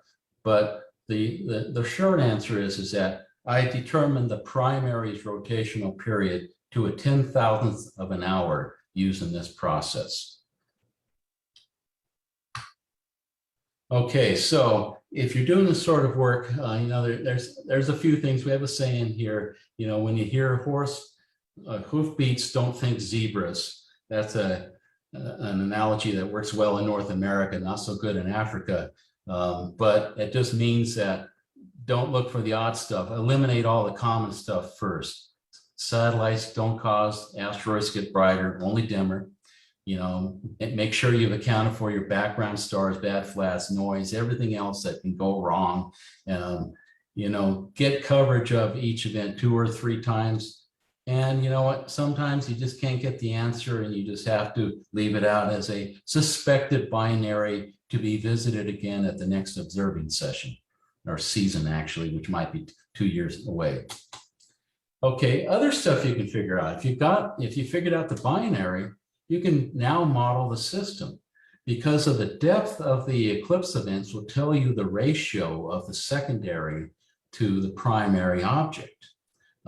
It helps to have a total eclipse, not a partial eclipse, which you can only determine the smallest of the sizes. It could be larger. But in this case, we determined that the secondary is 20% the size of the primary, and we have an estimate of the size of the primary at, I don't remember, in this one it's probably 5 or 10 kilometers across. So we've done a very excellent job of modeling this asteroid system. Isn't that cool? Just from 2 or 3 weeks of observations from a telescope in your backyard. No spacecraft required. What else can you do? Well, with a bit more effort, meaning like over several years, you can create shape models of these asteroids. Now, we've flown past, I don't know what, a couple dozen asteroids now with spacecraft. Each of these missions costs $500 million and takes 20 years from the idea to get into the asteroid and back again and so on. And we find that they come in all sizes and shapes. You know, a lot of them are shaped like potatoes, but you know, Dr. Boyce was talking about the OSIRIS-REx mission to Bennu, and it's a spinning top like Steins is up there. And so we're getting a very good idea as to how these things formed, where they are, what they look like at $500 million per pop. Now, imagine you with your LX200 14-inch and your CMOS camera in your backyard, being able to create a model that looks remarkably similar to what the spacecraft just showed you. Just using some software that Bryan will sell you for 50 bucks. Well, think about your asteroid. It goes around the sun, you know, once every 2 to 5 years. It can be inclined to the plane of the solar system. So if you can get enough observations around its orbit, and when it's above and below the plane of the solar system, you can actually build up a model. Here's a case where I'm looking at a Jupiter Trojan, and the green dots, this is the orbit of the Trojan going around its orbit. And the green dots are my observations. These are what we call dense light curves, a few hundred observations per light curve. The red dots is sparse data from asteroid surveys. Lowell Observatory, the Catalina Sky Survey, Atlas Sky Survey in Hawaii, and so on, Palomar Sky Survey. So if you can get this data, you can build up enough to build a model. Here, this is the inclination above and below the plane of the solar system. Using the sparse data, I was able to create, you know, fill in the gaps on this one, so to speak. Well, you want to know the phase angle, just like observing the moon. What's the phase angle? Well, a Jupiter Trojan, because it's out at the orbit of Jupiter, its phase angle never gets much over 10 degrees. But a near-Earth asteroid, its phase angle could get up to 30, 40 degrees or more. That tells you a lot about the shape and what's going on the surface. And the software. Well, the software was originally written by Professor Mikko Kassalanian at the University of Helsinki back about 20 years ago. And Bryan and I, you know, have known Mikko for a couple decades, and sadly he passed away last year. But Bryan said, hey, can I get a copy of that software that you wrote? And he says, sure, here it is. And it was written in C, and Bryan converted it to a Windows-based program, which you can buy. and it works rather well. So the first thing you do, as I mentioned, you go up to a convenient place on the internet where all the surveys happen to be storing their raw data in machine readable form that you can download and upload into the program. So here I am downloading the program, the data from the surveys for 2241. Okay, and well, this is a different asteroid, but now I'm running the software and I'm loading up my dense data and some data, some sparse data from the Catalina Sky Survey, which is not very good data. So I'm only weighting at 20% as good as mine. I'm loaded it in and I'm going to go do a search. Well, search over what period? This is very machine cycle intensive. So I'm only going to do a narrow search. I have been describing all this time doing light curves for the synodic period. That's the rotational period as if viewed from the Earth. Now, of course, the Earth goes around the sun and it picks up 4 minutes a night on average as it goes around. So we need to do this solve for the sidereal period, the rotational period if you were standing on the surface of the sun, if it had a surface to stand on. And so we need, that's what we're going to search for. So I get all of the synodic periods that have ever been reported. And oh, by the way, this website, of course, we maintain. This is Bryan Warner designed this, and this is the light curve database. So all known information about any asteroid is shown here. And here's all of the papers that have been written and the periods reported. And Stefano Matola there, he observed this in 1991 and reported a period. And Linda French, who with some guy named Bob Stevens, observed it in 2010. And then the Stevens guy observed it 4 other times after that. And so we got all this dense information that we can load up. Okay. And now I'm going to do a search from 7.4 hours to 7.9 hours for the sidereal period. I'm not going to search a wider period just because this search is going to take about 30 hours. You know, you set it going on a spare computer, you walk away, you come back a day and a half later and see what you got. And so in this particular case, we've found 3 possible sidereal periods, one being slightly better than the other 2, all right around 7.690 hours. So knowing that, we can now search for the pole of the asteroid. So we go and run a pole search on this using the known period, and we come back and we find out that the likely poles are down in the southern hemisphere of the solar system. There's 2 possibilities, 180 degrees apart. Why 180 degrees? Well, because it's really hard to tell by looking at a light curve if the asteroid is rotating retrograde or prograde. The only way that you can tell is to watch it go through opposition several times and measure it on both sides of opposition and determine whether it's speeding up or slowing down as it passes its opposition point. So in this case, we actually have one period. Blue is good, red is bad. So we have one pole position that's markedly better than any other possible pole positions. So now we have a good idea as to what direction the pole is pointed at. So using that information, we can now go back and solve for a model. This isn't the same asteroid, some other Jupiter Trojan, but this model turned out to be remarkably spherical. And that's telling you that it's always going to have a very low amplitude. If you're measuring it, it's not going to have a lot of variation. The surface features you can actually detect here.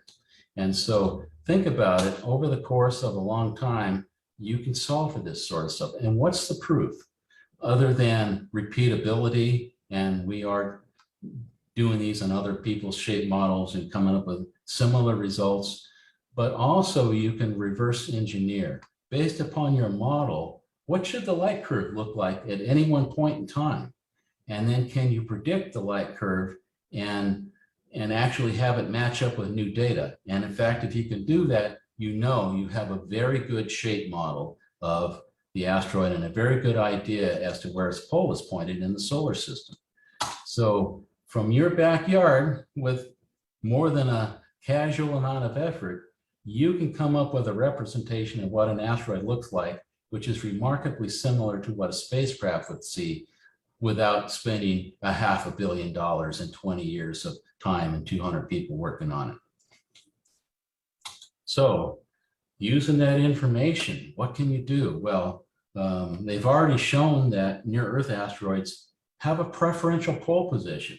That darn Yorp effect has stood them all up like a top so that all of their poles are pointed to within 15 degrees of the pole of the solar system. You wouldn't have thought that, but as soon as you see it, you go, oh yeah, of course. So Bryan decided he's going to look at the Hungaria asteroids on the inner edge of the main belt and see if the same effect is going on. Yorp will not affect those as much, but sure enough, the Hungaria seem to have a preferential treatment to that their poles are pointed, either up or down, not sideways along the equator. I've been doing the same study myself on Jupiter Trojans and finding that, no surprise, poles are scattered. They can be pointed any direction that you like. So this is, again, proof of physical processes going on in the solar system that amateur astronomers can do. Isn't that cool? Where do you publish your results? Well, there's a quarterly publication called the Minor Planet Bulletin put out by ALPO, the Association of Lunar and Planetary Observers. And the editor is Richard Benzold out of MIT. And this is a very, very amateur-friendly publication. They will really work with you to help you get your articles in. And they're highly formatted, cookie cutter. You use a lot of the same language over and over again. And of course, no surprise, we have created a website, Bryan has, that we store the raw data for asteroids. So we ask anybody who's solved for a period to upload their data to the asteroid light curve photometry database, ALTEF, for use for everybody else to use in doing their shape models and binaries and anything else that they can think of. So you can see here, there's 24,000 asteroids had data in it as of a couple weeks ago, with almost 10 million independent observations. So getting started, if you are interested in wanting to do this, where do you go? Well, you the best place to start is minorplanet.info. Again, a Bryan Warner website where we put all the links up there, stuff that you need. There's the call, the collaborative asteroid light curve link. That's where you can see what other people might be observing, create observing campaigns and things with people. We've got ALTEF, which I just told you about. We've got the light curve database. The Minor Planet links are there. You can go without paying a dime. You can go read 20 years worth of articles on all sorts of minor planets, see what other people have been up to, and just all sorts of stuff. So this is your gateway. This is where you would start. And okay, I think at this point in time, I actually got through this pretty quickly. I ran a little bit over. Do we have time to run a 6-minute video? Anybody? Yes, you do. Okay, cool. I'm going to do this, and as I'm setting this up, I got to unshare and reshare to do this properly. I, as an amateur starting off with a backyard telescope and others, started publishing in the Minor Planet Bulletin, and I was publishing on Jupiter Trojans. And I got contacted by an astronomer who said, that paper you just published, you published more light curves than I've done in my entire career. How did you do that? Well, it was one of those, I have my own telescope. I don't have to ask for time, right? And so she wanted to do a collaboration, and we started doing that, and I was providing her with the data, and we were co-publishing papers. And then what she was really, really good at was getting funding. So she got funding from the National Science Foundation for us to go to Cerro Tololo Observatory on 10 different trips and use their 36-inch telescope. Oh, I got to make sure I did something here. Make sure this goes right. Yeah, that's good. Okay. And so we went down there 10 times and got to use the 4-meter telescope with the dark energy camera twice and the 4-meter with the old camera once. So this is just a compilation of videos taken over those 10 trips, kind of strung together, and we should be going. Okay, it's down in Chile. It's up there where a bunch of observatories are. You have to fly down there, obviously. To La Serena. And we went. All right, so we're gonna go up to the mountain. Big long van ride, I guess. You ride a van up the mountain. Hey, Judy will recognize that tunnel. There's where the astronomers stay. We typically had 10 night runs. A couple of times we had 15 night runs. Chilean chefs, great cafeterias, local wildlife.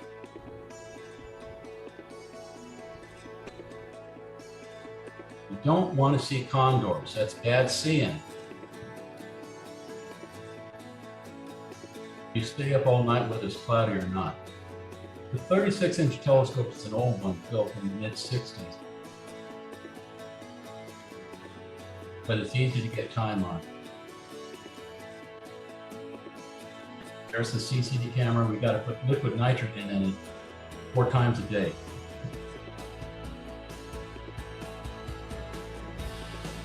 That's what you do all night long. 6 p.m. to 6 a.m.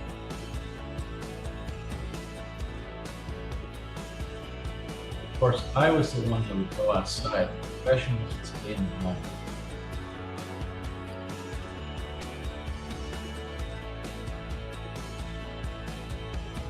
That's the 4-meter with the silver dome.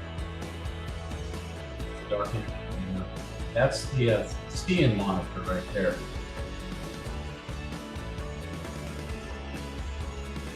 That's the 1.5 meter beam set. That's the weather station.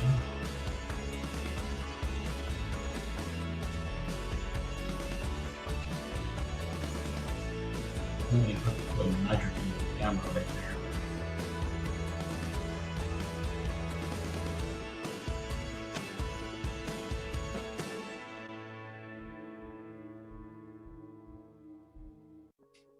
That's the large and small Magellanic Clouds. I mean, southern skies are a feast for the eyes. There's the Southern Cross and Alpha and Beta Centauri on the left, Eta Carina on the right. There's Eta Carina. I took down a telephoto lens and a tracking mount a couple times.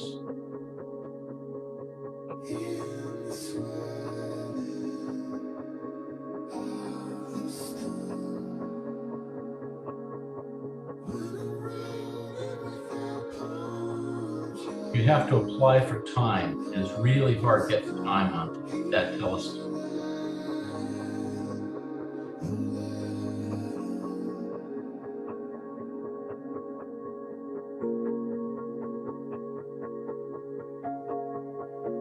There's the dark energy camera. This is the only telescope in the world that's beefy enough to hold that. Modern telescopes cannot hold that kind of weight up at the top. There's the computer that controls it. 62 chips, 62 4K chips. This is what you tend to do all night long.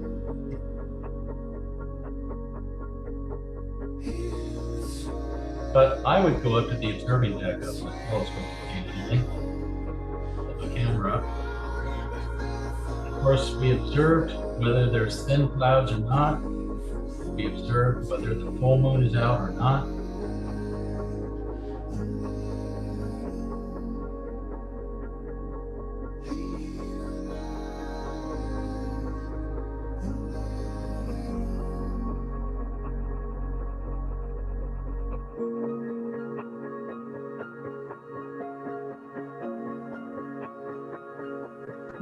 Here's our Jupiter Trojans again, showing you that they're orbiting around a gravity belt that exists 30 degrees ahead of and behind Jupiter.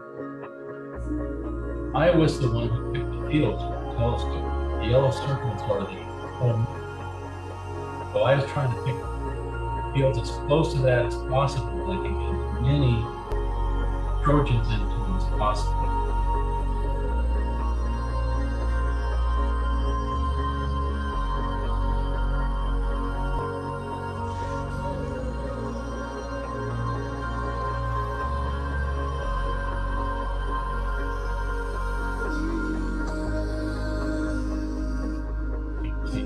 Asteroids on this one chip.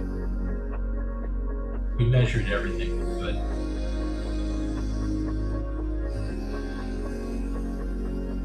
And then we published our research paper.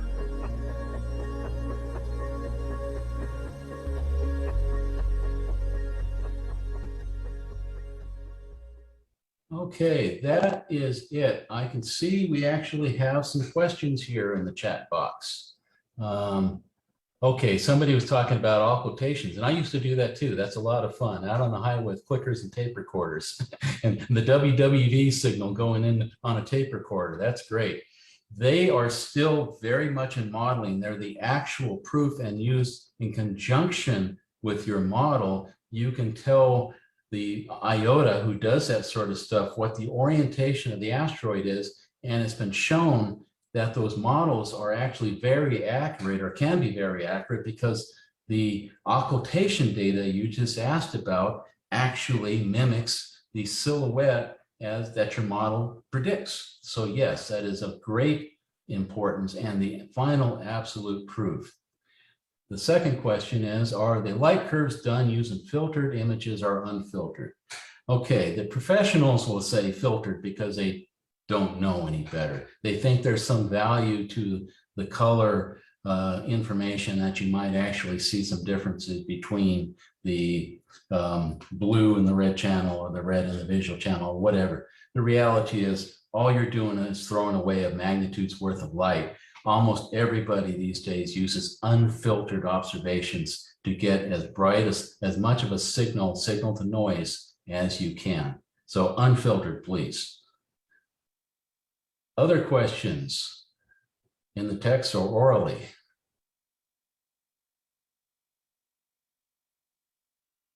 Okay. There's a question about camera specs. Okay, the big deal today is we're all used to using CCD cameras, and we love the big pixels. The bigger the better, because you could really knock down the noise in your old CCD cameras. Most of ours are using the old Kodak 1001 chips that have 24 micron pixels. You can go really, really deep and have a lot less noise on that. But you can't buy those anymore. They're not even being manufactured. It's really hard to get a CCD camera these days. You're going to CMOS cameras. So again, big pixels is practical, but it's going to be hard to find anything that's more than 6 or 9 microns in size, and a lot of them are 4 or 5 microns, meaning that you have to bend a whole lot of pixels together. Well, that's okay, because you don't want large file sizes anyway, because remember, you have to download 200 images, in the morning or whatever. So you don't want large file sizes. It's not doing anything for you. So your basic CMOS camera with, they already come low readout noise, but they have better characteristics these days. And anything you buy that's been made in the last half year or year is really good for this use. So that's that. Okay. Okay, so I believe that you mentioned a dark energy camera on the large scope. What is that for? Well, actually, it's a bit of hyperbole, the dark energy, and there was a team of 500 people that designed the program, and they're of course all meeting on the old version of Zoom back in the day. Some of the people were sitting in the cafeteria there at Saratoga, and we got to overhear their conversations. But they're not looking for dark energy. They're studying galaxies for dark matter more than anything. They wanted to observe as many galaxies as they can with low-grade resolutions through colored filter. So it's like a low-grade spectrograph, trying to get an idea as to how far away they are, and build up maps. So they named it the dark energy camera just because it was cool, but really think about it as a camera chip that's 2 feet in diameter, about almost 24 inches, 62 4K chips. Now, 2 of those chips have been burnt out, damaged, because early on, somebody pointed it at the moon and burnt a couple of chips out. So they had to put software on the telescope that you cannot get within 10 degrees of the moon anymore. But still, you know, you saw a little bit of the map if you look very closely. I didn't show the rest. It's just long oblong chips locked side by side. And the tricky thing was, if you got to move an asteroid, it can move from one chip to the next, and there's a gap in between. So they can take pretty pictures by dithering, moving the telescope around and overlaying the gaps with more data, but we didn't tend to do that. What was your limiting? Okay, what's your limiting magnitude? Okay, from our location, which is about a 2-hour drive east of Los Angeles, next to Joshua Tree National Park, if you know where that is. The skies are not super dark, but they're dark enough. We've done usable work down to 19th magnitude, but we tend to want to stay underneath 18th magnitude.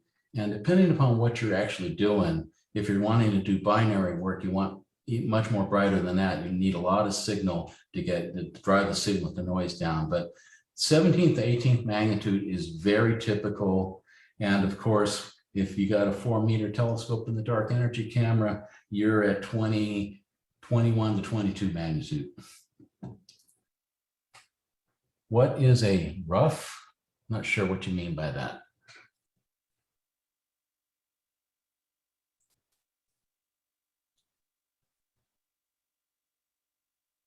Okay.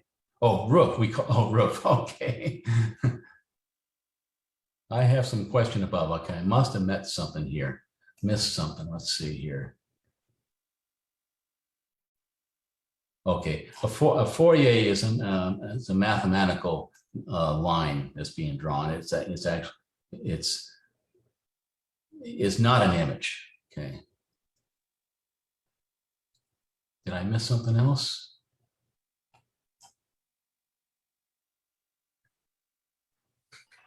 Sorry, I wanted to know if I could, you were showing binary minor planets, and you were showing the fluctuations in the light curve. I was wondering if you could do a Fourier transform and look at it in Fourier space, or am I missing? No, we're just looking to solve for the 2 frequencies, and so we can subtract one from the other, and we're just modeling the Fourier curve is all we're doing there. Okay, because for solar, I go into Fourier space and cut out information. Yeah. No, we're not going to that. We're just modeling the line so we don't have to, average all the images together. Of course, the Fourier curve in this case is the closest fit between all of the data points. It's just doing a fit for those who haven't worked with that all that much. And I had one more question above. I believe you said the distribution of the rotation of the poles is similar due to the York effect. So maybe I didn't quite understand the York effect and as to why. For near-Earth asteroids that are close to the sun and small, the York effect spins up the rotational periods. That's why they tend to be binaries more than anything else. And what happens is, like a stabilizing top, it spins up so that the axis of rotation is perpendicular to the plane of the solar system. It's a preferential treatment. They're not all that way, but most of them are within 15 degrees of the pole of the solar system for the near-Earth asteroids. Now, that concept falls apart the further you get away from the sun, just because there's not as much sunlight radiation and, being able to affect it. By the time you get out to the Jupiter Trojans at 5 AU, well, there's almost no effect. Collisional effects dominate at that point. So those poles can be pointed in any direction.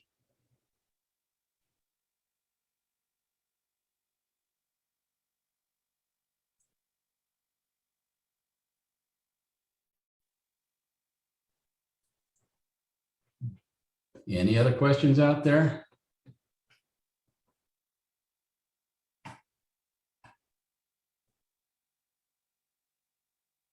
Well, okay then.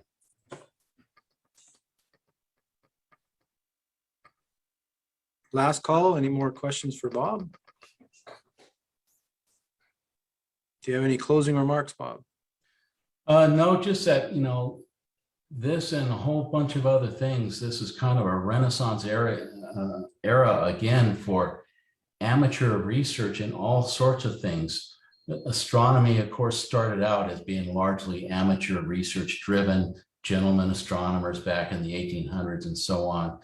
William Herschel was an amateur. He was a musician who became a professional astronomer working for the king. And, you know, then the professionals drove us all out of the business around the turn of the 20th century. And professionals dominated. But now, since the latter part of the 20th century and into today, we are simply overwhelming them with numbers and good equipment, and the fact that we've got telescope time and they don't. So they have to come to us. So like a lot of things out there, this is an area ripe for whatever your interest is, be it variable stars, exoplanets, asteroids, whatever it is, you can actually contribute to the base of knowledge. And most of these astronomers know that and are very good at working with us these days. So I highly encourage you. Yeah. But I'm still your idea about a start. We got somebody on there that's cutting in. Maybe they might want to mute their microphone. Unless they're asking a question. Yeah, exactly. Well, it looks like that's everything. So Bob, just on behalf of the RASC Winnipeg Center, I just really want to thank you for tonight, and just looking at a few comments there that it appears lots of people really enjoyed this, and inspiring some to get out doing some more observing. And just want to thank you for those words to encourage people that it is a time for amateurs like our association to get out there and do stuff in whatever field we find fascinating. If nothing else, just turn your meteor counts into the American Meteor Association and the International Meteor Association. That's data that's easily obtained. Great. Well, thank you very much, Bob. You're welcome to stay on. What will happen now is that we turn this into our virtual social. We used to go out to Boston Pizza and get together. And so now's the time that everybody can sort of chat and have a nice evening. I have to go make another phone call at this point. So again, thank you for joining us, and thank you to all the people who joined in both virtually on social media as well as on tonight's Zoom meeting. So thank you very much, and we'll chat with you again. Have a good one.